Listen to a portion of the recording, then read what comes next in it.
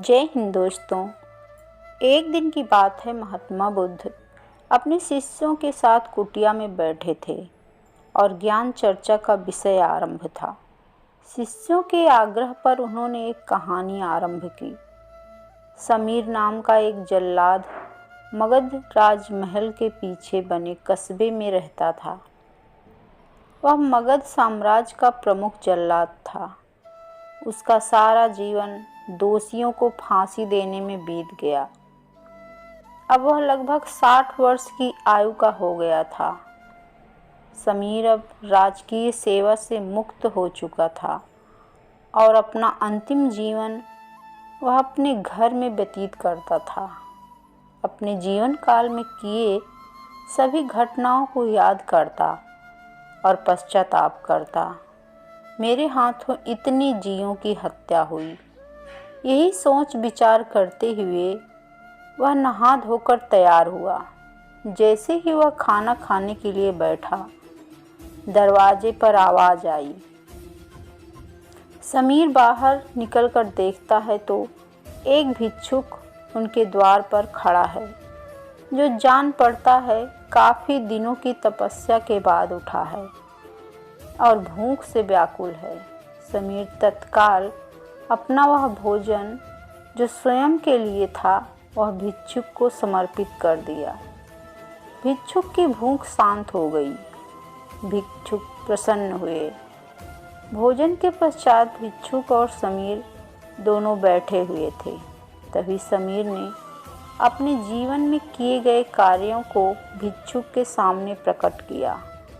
समीर ने बताया, वह राजकीय सेवा के दौरान अनेकों कैदियों अथवा अपराधियों को मृत्यु दंड दिया है, जिसके कारण मुझे अपने पर अपराध बोध होता है और ग्लानि के भाव में सदैव ग्रस्त रहता हूँ। भिक्षुक बड़े ही शांत चित्त भाव से समीर की बातों को सुन रहे थे और रह रहकर मुस्कुरा रहे थे। समीर ने अपने जीवन के प्रत्येक घटनाओं को भिक्षुक के सामने रख दिया। समीर की सभी बातें समाप्त होने के बाद भिक्षुक ने उसे दोनों हाथों से उठाया और हृदय पर लगा लिया। कहा, वत्स, तुमने यह सब क्या स्वयं से किया या फिर किसी के आदेश के कारण? समीर बोल पड़ा, यह सब सिद्ध होने के बाद राजा के आदेश पर यही मैंने मृत्यु दंड दिया। वत्स, फिर तुम दोषी कैसे हुए? तुमने तो अपने स्वामी के आदेशों का पालन किया। ऐसा कहते हुए भिक्षुक ने समीर को धम्म के उपदेशों को सुनाया। उपदेश पूर्ण कर भिक्षुक वापस लौट गए। समीर जैसे ही भिक्षुक को विदा कर वापस आता है, उसकी मृत्यु हो जाती है, जिसके उपरांत उसे मोक्ष की प्राप्ति होती है। कहानी अंत कर महात्मा बुद्ध शांत हुए। महात्मा बुद्ध के शिष्य इस पूरी घटना को ध्यानपूर्वक सुन रहे थे। उन्होंने महात्मा बुद्ध से पूछा, जिसने जीवन भर अनेकों हत्या की थी, वह मोक्ष कैसे प्राप्त कर सकता है? महात्मा बुद्ध मुस्कुराए। अपने शिष्यों को समझाया, जिसने जीवन में पहली बार ज्ञान प्राप्त की हो, अंत समय जिसका निकट हो और ज्ञान के शब्द उसके कानों में पड़े हों, वह मोक्ष की प्राप्ति कर लेता है।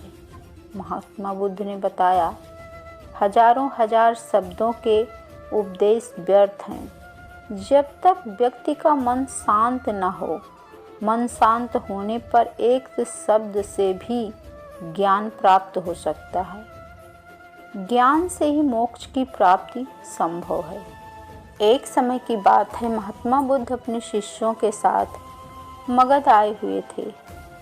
वहाँ एक चंदौसा नाम का मोची गांव के बाहर अपनी कुटिया बनाकर रहता था।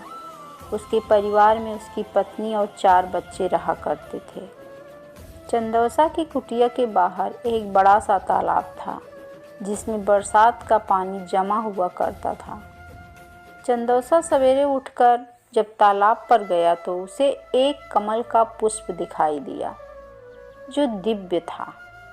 चंदोसा ने अपनी पत्नी फुलौरी को उस पुष्प के बारे में बताया। फुलौरी शांत स्वभाव की थी और पतिव्रता भी थी।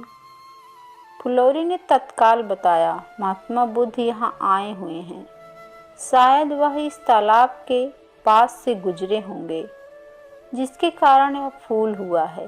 चंदोसा के मन में अमीर बनने का स्वप्न जागृत हुआ। वह झटपट तालाब में कूद गया और उस पुष्प को तोड़कर ले आया। अपनी पत्नी से आगे की रणनीति बताया, मैं यह पुष्प राजा को देकर इसके बदले ढेर सारा मूल्य प्राप्त करूंगा और हम लोग अपना जीवन आराम से व्यतीत करेंगे। फुलौरी, यह तो अच्छी बात है, यह पुष्प हमारे किस काम का, यह राजा को ही दे दीजिए। आइए। चंदोसा, ठीक है, मैं शीघ्र ही घर लौटकर आता हूँ। कहते हुए वह राजमहल की ओर तेज कदमों से निकल पड़ा।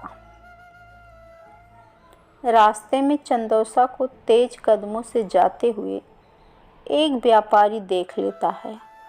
उसके हाथों में दिव्य पुष्प देखकर व्यापारी के मन में उस पुष्प को प्राप्त करने की अभिलाषा जागृत होती है।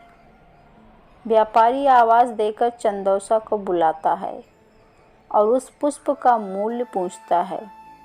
व्यापारी उस पुष्प का मूल्य 2 स्वर्ण मुद्रा देने को तैयार हो जाता है, किंतु अंत समय में चंदोसा यह सोचता है, व्यापारी जब इस पुष्प का मूल्य 2 स्वर्ण मुद्रा दे रहा है तो राजा अवश्य ही इसके अधिक मूल्य देगा। व्यापारी को ना करते हुए वो राजमहल की ओर दौड़ता हुआ निकल गया। राह में राजा रत्नेश आते दिखाई दिए। चंदोसा ने उस पुष्प को राजा को दिखाया। राजा उस पुष्प का मूल्य 5 स्वर्ण मुद्रा देने को शीघ्र तैयार हो गए। चंदोसा सोच में पड़ गया कि इस पुष्प में ऐसी क्या खास बात है जो व्यापारी और राजा इसकी प्राप्ति करना चाहते हैं, और मेरे पास यह पुष्प है जिसका मैं प्रयोग या मूल्य नहीं जानता। यह कितना मूल्यवान है, इसकी समझ मुझे नहीं है। एकाएक चंदोसा के दिमाग में बिजली सी कौंध जाती है। वह राजा को भी ना करते हुए वह महात्मा बुद्ध के शरण में पहुंच जाता है। महात्मा बुद्ध के चरणों में गिरकर वह उन्हें पुष्प समर्पित कर देता है और अपने शरण में संरक्षण मांगता है। महात्मा बुद्ध चंदोसा को उठाकर हृदय से लगा लेते हैं और उसे अपने शरण में लेते हैं। चंदोसा को ज्ञान प्राप्त होता है। फिर वह अपने समाज में ज्ञान के माध्यम से समाज की पीड़ा हरने का प्रयत्न करता है और आजीवन बुद्ध का शिष्य बन जाता है। एक समय की बात है, महात्मा बुद्ध अपनी तपस्या में लीन थे। उन्हें तपस्या में बैठे हुए कई दिन बीत चुके थे। तभी एक शिकारी उस रास्ते जा रहा था। उस शिकारी ने महात्मा बुद्ध को पहचान लिया। शिकारी ने महात्मा बुद्ध के बारे में बहुत बड़ाई सुनी हुई थी, किंतु वह महात्मा बुद्ध की बड़ाई से संतुष्ट नहीं था। उसने परीक्षा लेने के लिए सोचा। शिकारी पहले तो महात्मा बुद्ध को एक छोटा सा पत्थर फेंककर मारता है, किंतु महात्मा बुद्ध कोई प्रतिक्रिया नहीं करते, क्योंकि उनका मानना था शरीर को तकलीफ होती है, आत्मा को नहीं। अतः शिकारी द्वारा फेंके गए पत्थर के कारण शरीर को कष्ट हुआ, किंतु आत्मा को नहीं। शिकारी कुछ समय सोचता रहा, महात्मा बुद्ध कुछ प्रतिक्रिया करेंगे, किंतु महात्मा बुद्ध अपनी तपस्या में लीन थे। उन्होंने कोई प्रतिक्रिया नहीं की। पुनः शिकारी ने पत्थर फेंका और पत्थर महात्मा बुद्ध के आँखों के ऊपर लगा और उस जगह से खून बहने लगा।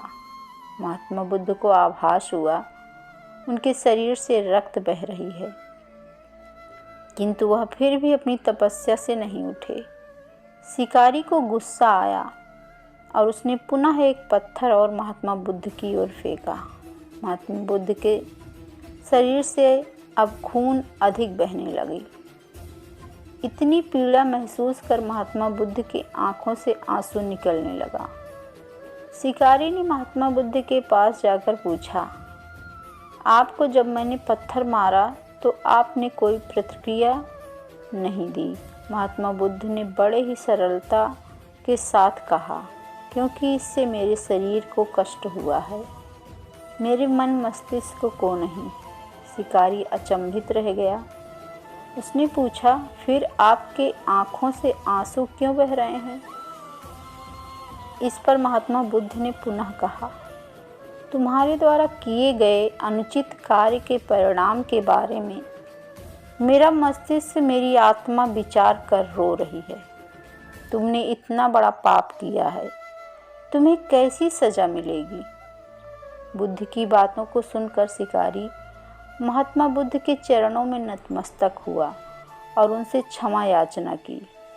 महात्मा बुद्ध क्षमाशील व्यक्ति थे। उन्होंने तुरंत शिकारी को क्षमा कर दिया और अपना आशीर्वाद दिया। वह शिकारी महात्मा बुद्ध का आशीर्वाद पाकर एक महान व्यक्ति और साधक के रूप में जीवन व्यतीत करने लगा। महात्मा गौतम बुद्ध एक राजकुमार होते हुए भी समाज की उन्नति तथा अध्यात्म के लिए अपना जीवन समर्पित कर दिया। अध्यात्म की तरफ ध्यान आकर्षित करने के लिए जीवन में परम उद्देश्य को समाज के बीच साक्षात कराया। आपको यह कहानियाँ कैसी लगी? कमेंट ज़रूर करिएगा और हमारे चैनल को सब्सक्राइब करिएगा। Thank you.